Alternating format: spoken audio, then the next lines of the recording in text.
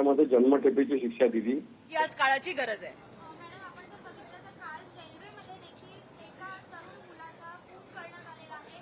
अनेक जण रेल्वेने प्रवास करतात, कुठेतरी रेल्वे प्रवास देखील आता असुरक्षित झाला आहे. नाही, कारण आपण बघितलं की कारण काय होतं. अतिशय क्षुल्लक कारणासाठी एका तरुणाला आपला जीव त्या ठिकाणी गमवावा लागलाय. हे अतिशय गंभीर आहे. आरोपीला नक्की पकडलाय, त्याच्याकडचा जो सुरा होता तो हस्तगत केलाय. याच्या आधी मालाड स्टेशनला पण अशी घटना झाल्याचं मला आठवतंय आणि त्यामुळे जीआरपी आणि आरपीएफच्या समन्वयाने जे रेल्वे कम्युटर्स आहेत, रेल्वे प्रवासी आहेत, त्यांच्या सुरक्षिततेसाठी अधिकचे कडक असे त्या ठिकाणी आपल्याला नियम बनवावे लागणार आहेत. मला विश्वास आहे की आता याच्यावरती पुन्हा चर्चा चालू होईल आणि आता मीटिंग्सही याबद्दल चालू असतील. कारण रेल्वे ही या मुंबईची कष्टकऱ्यांची जीवनवाहिनी आहे. रोज लाखो लोक ट्रेनने येतात आणि जातात आणि अशा परिस्थितीत जर असे गुन्हे घडत असतील तर ते निश्चितच गंभीर स्वरूपाचे आहेत. ठीक आहे, थँक्यू. प्रकार की घटना हुई है, ये बेहद दर्दनाक ऐसी घटना है. लाखों कम्यूटर्स ये ट्रेन से आते हैं, जाते हैं. जीवन वाहिनी ट्रेन को कहा जाता है. इससे पहले भी मलाड में इस प्रकार से एक घटना हुई थी, मुझे याद है. और आज ट्रेन में जिस प्रकार एक महत्वाची घडामोड, महत्वाची अपडेट. नसरापूर प्रकरणी 29 जूनला निकाल देणार असं कोर्टानं म्हटलेलं आहे. जी सुनावणी सुरू होती त्यामध्ये खरं तर कोर्ट नेमकं काय निर्णय देतं हे बघणं अत्यंत महत्वाचं होतं. कारण आरोपी भीमराव कांबळे याला दोषी ठरवण्यात आलेलं होतं. सगळ्यांचं लक्ष लागलेलं होतं की आरोपीला नेमकी काय शिक्षा दिली जाते. सर्व स्तरातून त्याला फक्त आणि फक्त फाशीची शिक्षा द्यावी अशी मागणी केली जात होती. मात्र आता महत्वाची अपडेट या प्रकरणासंदर्भातल्या आपल्या हाती येते. 29 जूनला निकाल देणार अशी माहिती प्राप्त होते. याविषयी अधिकची माहिती जाणून घेऊयात. आमचे प्रतिनिधी ज्ञानेश्वर आपल्या सोबत आहेत. ज्ञानेश्वर,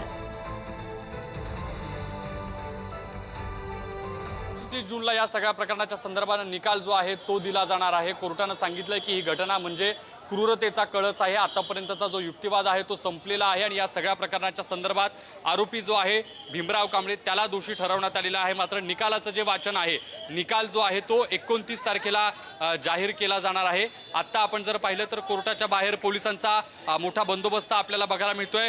या सगळ्या आजच्या युक्तिवादाच्या दरम्यान ज्या महत्त्वाच्या घडामोडी घडल्या त्यामध्ये दोषारोप पत्र जे आहे ते जे आज दाखल करण्यात आलेलं होतं ते जे 15 दिवसांमध्ये दाखल करण्यात आलेलं होतं त्यात आत्ता या सगळ्या प्रकरणाच्या संदर्भात निकाल 29 तारखेला निकाल जो आहे तो येणार आहे. आणि या घटनेमध्ये जो आरोपी आहे तो दोषी असल्याचं सांगितलं गेलेलं आहे. वकील जे आहेत ते कोर्टाबाहेर आलेले आहेत, त्यांच्याशी आपण बोलण्याचा प्रयत्न करणार आहोत. पोलिसांचं काय नेमकं यातलं म्हणणं होतं ते आपण जाणून घेतलेलं होतं. त्या संदर्भात वकील बोलतात. राखीव निकाल ठेवला म्हणजे हा निकाल राखीव ठेवला म्हणजे ह्यामध्ये माननीय न्यायमूर्ती त्यांचा निकाल नक्कीच देतील. त्यांचा जे वर्डिक्ट असेल त्याचं घोषणा करतील. जो युक्तिवाद पार पडला, जवळपास तासभर हा युक्तिवाद सुरू होता. सरकारी वकील अजय मिसार यांनी भक्कमपणे त्यांची बाजू मांडलेली आहे. काय निकाल अपेक्षित? मृत्यूदंडाची मागणी बिलकुल. बघा, ही जी घटना आहे ही रेअरेस्ट ऑफ रेअरेस्ट केसमध्ये तिचं वर्णन होत आहे तिचं. आणि अशा घटनेमध्ये ज्यावेळेस सगळे पुरावे आहेत, एका अल्पवयीन लहानग्या मुलीवरती अत्याचार झाला आहे त्या आणि संपूर्ण केवळ लोकांच्या भावनेवरती निर्णय होत नाही, तर ज्यावेळेस अशी जेव्हा घटना घडते आणि सगळे पुरावे स्पष्ट उपलब्ध आहे, कायद्यामध्ये त्याच्या तरतुदी आहेत, त्यामुळं काही ही एक अतिशय सूर्यप्रकाश इतकी स्वच्छ केस आहे. आणि कुठेतरी एक समाजाला एक दाखवलं पाहिजे की नाही, न्याय सुद्धा तातडीने होतो. कारण अशा घटनेमध्ये जो आपण आता मी सांगितलं की 100 बेगुन्हा जरी सुटले तरी एका निरपराध माणसावर शिक्षा झाली नाही पाहिजे, असा आपला कायद्याचा मूळ गाभा आहे. मात्र 25 जून आहे आज. 29 जूनला वर्डिक्ट जर येणार असेल तर साधारण या 4 दिवसांमध्ये न्यायालय का राखून ठेवणार नाही? असे बरेच बघा, न्यायालयांना ज्यावेळेस बऱ्याच वेळेस निकालाचं लेखन, निकालाचं डिक्टेशन, त्याच्यामध्ये ग्रामेटिकल चुका या सगळ्या, त्यामुळं न्यायमूर्तींना आपल्या संविधानामध्ये अधिकार दिलेला आहे. जे न्यायमूर्तींचे आणि उच्च न्यायालय असो सर्वोच्च न्यायालय असो, संपूर्ण निकाल बऱ्याच वेळेस असं एका मिनिटात असं ते क्लोज फॉर ऑर्डर जेव्हा करतात तर ते त्यांचा निकाल नंतर पब्लिश करतील. त्यांनी तारीख पण दिली आहे, त्यामुळे त्या दिवशी हे निकाल 100% हा निकाल जाहीर होतो. त्याच्यामध्ये फक्त आता ज्या राहिल्यात त्या गोष्टी फक्त तांत्रिक लिगलिटी राहिलेला आहे. आता मी तुमच्याकडनं सगळं जी माहिती आता मिळते सगळं, तर यामध्ये पूर्णपणे हे तांत्रिक दृष्ट्या आता राहिलं आहे. यामध्ये बिलकुल ज्या पद्धतीनं सगळी सुनावणी पहिल्यापासून ऐकत होते, तर या सगळ्या युक्तिवादाच्या दरम्यान नेमक्या कुठल्या गोष्टी मांडल्या गेलेल्या होत्या, सुरुवातीपासून कुठल्या पद्धतीचा युक्तिवाद केला होता त्याबद्दल सांगा. आता मी ह्या प्रकरणात काही वकील नाही, पण एक लॉ स्टुडंट आणि कायद्याचा एक विद्यार्थी म्हणून मी आताच माहिती मला मिळाली.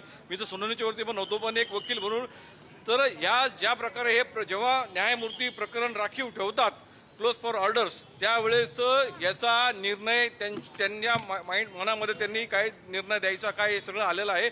याचं फक्त एक लेखन डिक्टेशन क्लरिकल वर्क जे राहिलं आहे ते राहिले, सर्वांचे व्यक्तिगत राहिले. आता अजय मिसार यांचा काय शिक्षा होऊ शकते तुम्हाला असं वाटतं? या प्रकरणामध्ये एकच शिक्षा आहे, ती म्हणजे मृत्यूदंडच झाला पाहिजे. कारण ज्या पद्धतीने आणि हे जे प्रकरण आहे ज्ञानेश्वर, खरं तर आपण बघतोय जे सुनावणी सुरू होती त्यामध्ये कोर्टानं म्हटलेलं होतं की जे आरोपीवरचे सगळे जे गुन्हे आहेत ते सिद्ध झालेले होते. अशा सगळ्या परिस्थितीत नेमका कोर्टानं निर्णय का राखून ठेवला असेल? बेगुन्हा निरपराधावर शिक्षा नाही झाली पाहिजे, त्यामुळं शेवटपर्यंत त्याला संधी दिली जाते. आणि या प्रकरणामध्ये देखील पुन्हा ते अपिलावरती वर्ग सुप्रीम कोर्ट, राष्ट्रपती द्यायचा. मात्र या न्यायालयाने ताबडतोब फास्ट ट्रॅक कोर्टवरती ज्या प्रकारे हे खरंच अभिनंदन सुद्धा आहे. आणि ज्या वेगाने यावरती कारवाई झाली, निश्चित अशा प्रकरण जे घडतात ज्यामध्ये अशा लहान घ्या किंवा कुठल्या अतिशय हिंसक प्रकारचे, त्यामध्ये हे पाळला पाहिजे. तुम्ही म्हणताय की जज साहेबांनी त्यांच्या मनात ऑर्डर जज साहेबांनी मनात ऑर्डर जर केली असेल तर उरलाय तो प्रश्न फक्त डिक्टेशन क्लरिकल निश्चित साधारण कधी म्हणजे त्यांच्या न्यायाधीशाच्या डोक्यात हे तयार झालेलं आहे. हो, 100 न्यायमूर्तींनी दोन्ही बाजूंचं म्हणणं ऐकून घेतलं. दोन्ही बाजूंचा ज्यावेळेस कोर्टाच्या कामकाजामध्ये ज्यावेळेस न्यायमूर्ती आरोपी आणि सरकार पक्षाचं म्हणणं ऐकून घेतलं, दोघांचे म्हणणे ऐकून घेतले. आता त्याचं विश्लेषण काय निर्णय द्यायचा त्यांनी जेव्हा क्लोज कर ऑर्डर केलंय, न्यायमूर्ती त्याचा ऑर्डर मध्ये लेखी स्वरूपात येईल. वकील म्हणतात की त्यांना जन्मठेप देण्यात यावी, त्यांचं वय पाहता हे सगळं हा अधिकार न्यायमूर्तींचा आहे. आरोपींचे वकील उद्या म्हणतील त्यांना सोडून द्या, काय त्यांचं काय वकिलांचं बाजू मांडायचं. हा मुद्दा जो आहे त्याच्या वयाचा तो सन्मान्य न्यायाधीशांनी खोडून लावलेला आहे. फक्त आता मुद्दा राहिलेला आहे की क्लोजर ऑर्डर.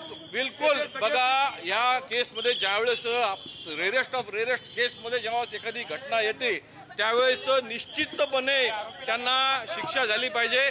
तर त्यामध्ये कुठल्याही प्रकारचं दुमत नसावं, त्यांच्यावरती त्यांना फाशीची शिक्षा होईल. त्यांना या ठिकाणी पोलिसांचा जो फौजफाटा आहे तो या ठिकाणाहून जाताना दिसतोय. आरोपीला पोलीस घेऊन जातानाची दृश्य आहेत. आरोपीला पोलिसांच्या सुरक्षेमध्ये या ठिकाणी पोलीस घेऊन गेलेले आहेत. 29 जूनला जो निकाल आहे तो येणार आहे. 29 जूनला कोर्ट निकाल देणार आहे. आरोपीनं केलेलं हे कृत्य अत्यंत घृणास्पद असल्याचं सांगितलं गेलं कोर्टासमोर. या सगळ्या दरम्यानच्या ज्या बाजू आहेत त्या मांडल्या गेलेल्या होत्या. सरकारी वकिलांनी जो युक्तिवाद केलेला होता त्यामध्ये सादर केलेले जे पुरावे आहेत त्या आधारे गुन्हा जो आहे तो सिद्ध होतो आणि मृत्यूदंडाची शिक्षा जी आहे ती देण्याची मागणी सरकारी वकिलांकडून करण्यात आलेली आहे.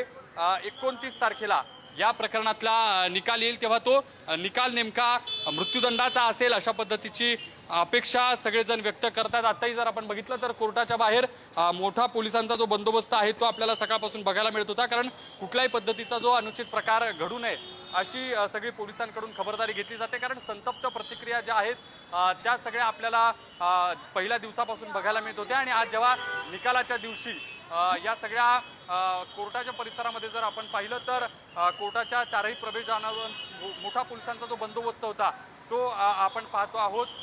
युक्तिवाद जो आहे तो संपलेला आहे आणि निकाल जो आहे तो 29 तारखेला दिला जाईल अशा पद्धतीची माहिती आहे.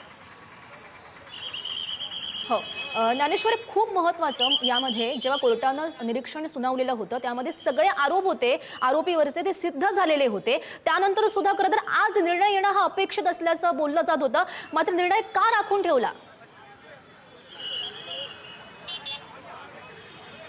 कुठल्याही पद्धतीचा जो निकाल आहे तो येण्यापूर्वी निकालाचं जेव्हा अंतिम निकाल जो द्यायचा आहे त्यामध्ये कुठल्याही पद्धतीची टायपो मिस्टेक राहू नये किंवा या अशा महत्त्वाच्या निकालांमध्ये अशा पद्धतीनं निकाल 2 दिवसांनी 4 दिवसांनी देण्याचे अधिकार जे असतात ते न्यायाधीशांकडे असतात. अशा पद्धतीनं निकाल राखीव ठेवता येऊ शकतो.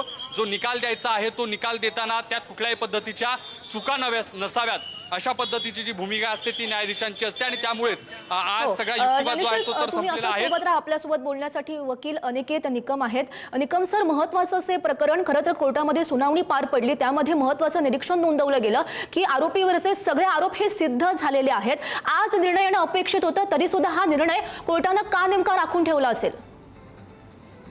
पहिली गोष्ट म्हणजे अतिशय जलद गतीने हा खटला चालवण्यात आला व त्याच पद्धतीने आरोपीच्या विरुद्ध सगळे दोष सिद्ध झाल्या कारणाने त्याला दोषी कोर्टाने जाहीर केलेला आहे, तसा निकाल दिलेला आहे. परंतु आरोपीला दोषी सुनावल्यानंतर किंवा तसं जाहीर केल्यानंतर शिक्षेवरती युक्तिवाद होत असतो.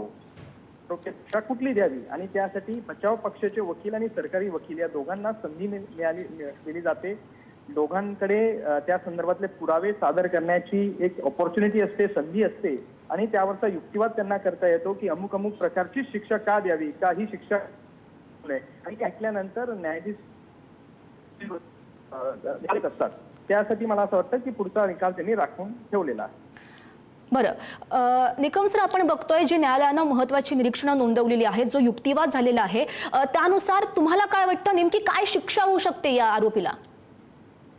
नाही बघा, आता न्यायालय काय शिक्षा देईल हे सांगणं उचित नाही. आपल्याला 3 दिवसात ते कळेलच. पण एकदा कोर्टाने हे मान्य केलं की याच्या विरुद्ध सर्व दोष जे आरोप आहेत ते सिद्ध झालेले आहेत, तर जी शिक्षा असते, कारण अतिशय अमानुष पद्धतीने त्या मुलीचा निर्घुण खून करण्यात आला, तिच्यावर करण्यात आला, त्यामुळे साहजिकपणे पुराव्यांची साथी त्या आरोपीच्या विरुद्ध सिद्ध झालेली आहे आणि कठोर शिक्षा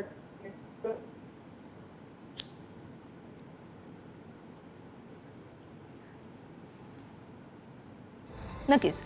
निकम सर, खूप खूप धन्यवाद दिलेल्या सगळ्या सविस्तर प्रतिक्रियेसाठी. महत्वाची अपडेट, मोठी घडामोड, 29 जूनला नसरापूर प्रकरणातला निकाल आपल्या समोर येणार आहे. कोर्टामध्ये महत्वाची सुनावणी पार पडली आणि त्यामध्ये महत्वाचे जे युक्तिवाद झाला, मात्र खरं तर आजच्या दिवशी निर्णय येणं अपेक्षित होतं, कारण जे कोर्टामध्ये सांगितलेलं होतं त्यानुसार आपण बघितलं तर आरोपीवरचे सगळे जे आरोप होते ते सिद्ध झालेले होते. मात्र आता 29 जूनला हा निकाल जाहीर होणार आहे. नराधम भीमराव कामेला 29 जूनला शिक्षा सुनावली जाणार आहे. नेमकी काय शिक्षा त्याला सुनावली जाते हे बघणं सुद्धा अत्यंत महत्त्वाचं ठरेल.